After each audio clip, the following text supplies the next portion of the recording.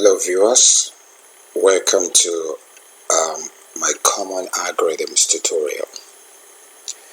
In this tutorial we shall discuss how to write pseudocode for BUBBLESORT algorithm.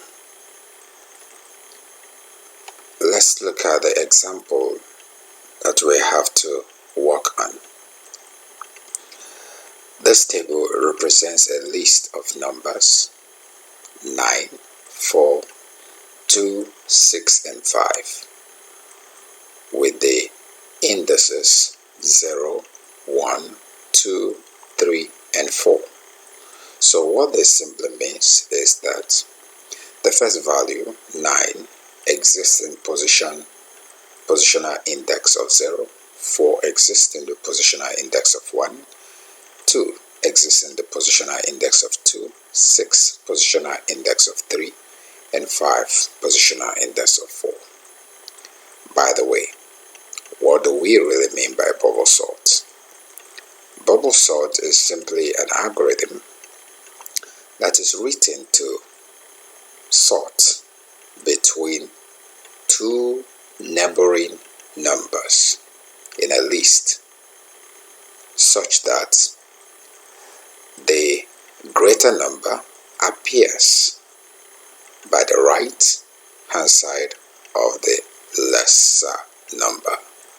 So in this case, let's look at what this example is going to do for us. We first start from the beginning. Between 9 and 4, 9 is greater than 4. Because 9 is greater than 4, there should be a swap, as in this case here. So 4 and 5 swapped position such that 4 stays in the position of 9, in the previous position of 9, and 9 stays in the previous position of 4. Again, we have to look at 9 and 4, 9 and 2, sorry. So in this case, 9 is greater than 2, there should be a swap, as in this case. We move forward to the positional index of 2 and compare 9 and 6. Is 9 greater than 6? Yes, so there should be a swap, as in the case that we have here. 9 has taken the position of 6, which is the third index. We compare 9 and 5. 9, of course, is greater than 5, so of course there should be a swap. Now, if you take a look at this, we are not done swapping everything because you still have 4 greater than 2, alright? And of course, we need to also swap all the way to this point. What this simply means is that we have been able to make our first pass such that we go through all the various numbers at first and we had our swaps.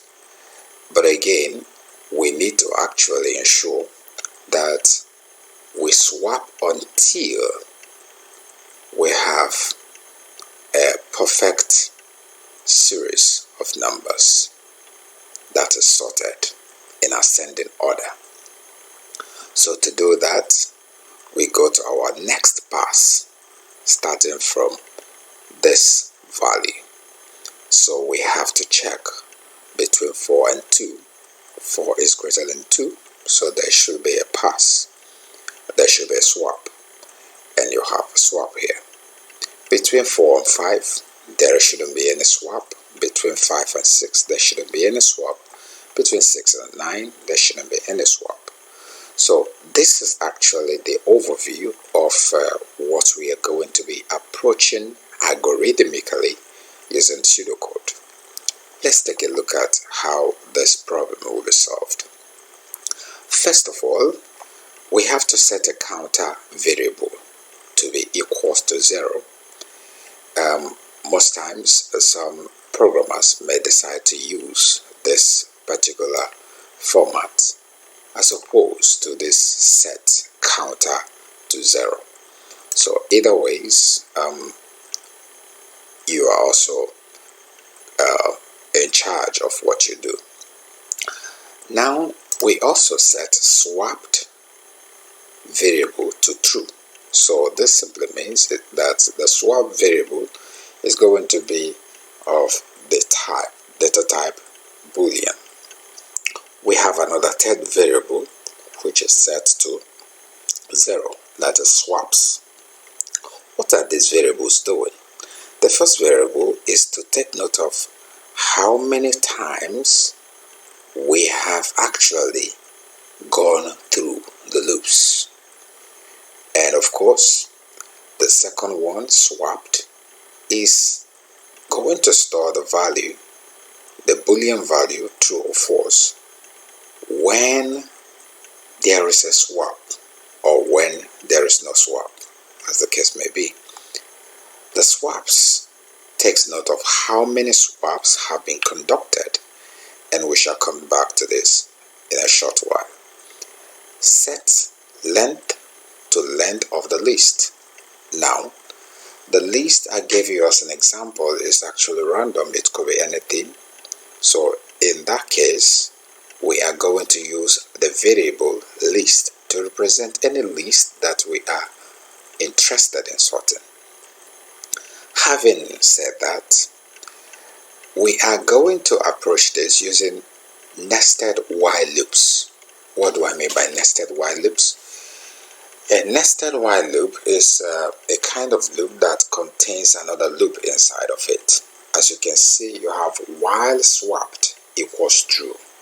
So what this means is that while the swapped variable is true, remember that the swapped variable is by default set to true. So while it remains true, we are going to take a closer look at the second while. So this second while comes immediately after the first while. While counter, which is set to 0, is less than the length minus 1. Let's take, for instance, your length is 5. That means the number of elements you have in a list is 5. So, and of course, if you are starting to count from index 0, the highest index possible in an element in a list of 5 elements is 4. So in that case, we do not want to exceed that 4.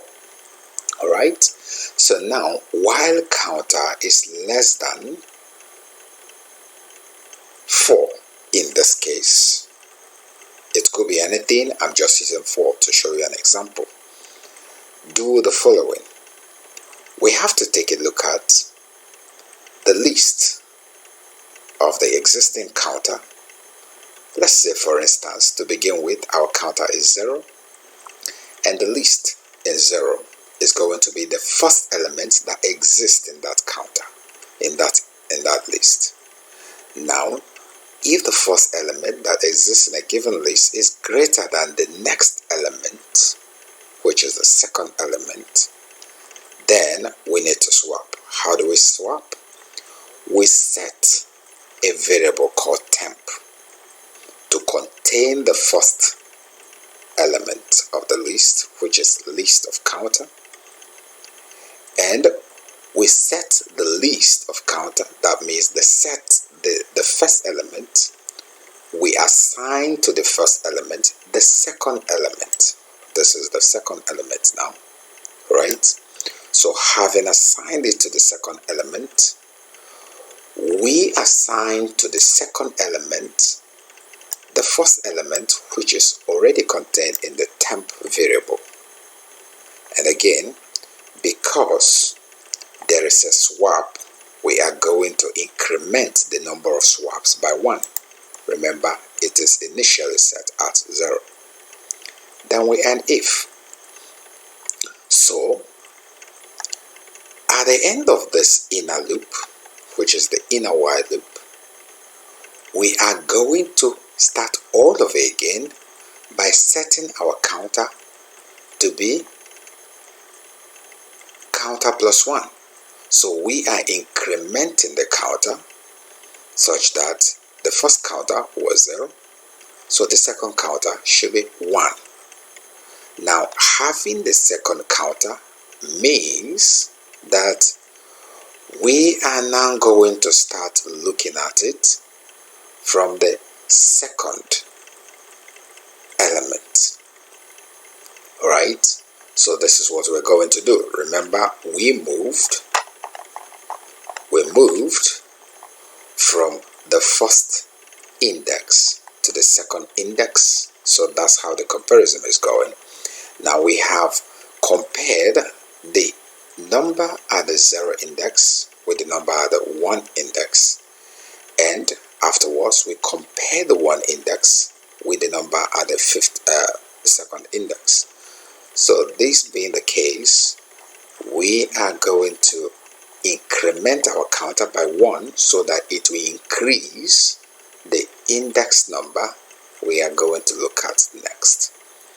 And this index number we are going to look at next, having been incremented by 1, we are going to reduce the number of length by 1. In that case, in this case we had earlier 5 as the number of elements, and of course the highest index there at that point was 4. So when we decrease it by 1, it becomes 4. The highest index becomes 3 in this case now. So we want to actually set the length to a 3. Now, and we end the while at this point.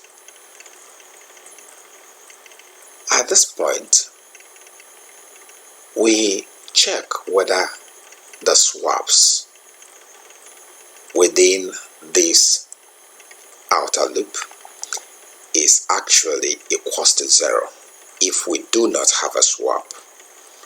If we do not have a swap after the end of the inner loop, this means that we have to set the swap to false.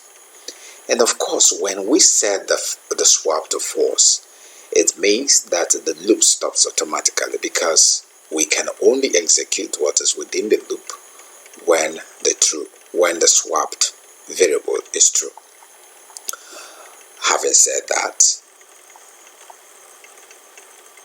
if the swap is not 0, then we set the swaps to 0 and set the counter to 0, and if and while. So this is basically taking note of all that we have discussed so far, and I believe this is feasible enough. If you are interested in looking at another way to solve this, you may also consider this algorithm. So this algorithm does the same thing, except that we escaped the set keywords here and there, and we just made use of the right words by just assigning directly using the assignment operator instead of saying set to this and all of those. So we assigned, and the program continues the same way all through to this point. So if you have any question on this, feel free to revert back by asking questions on using the comment box in this YouTube channel. Thank you, and remember to subscribe for more videos like this one.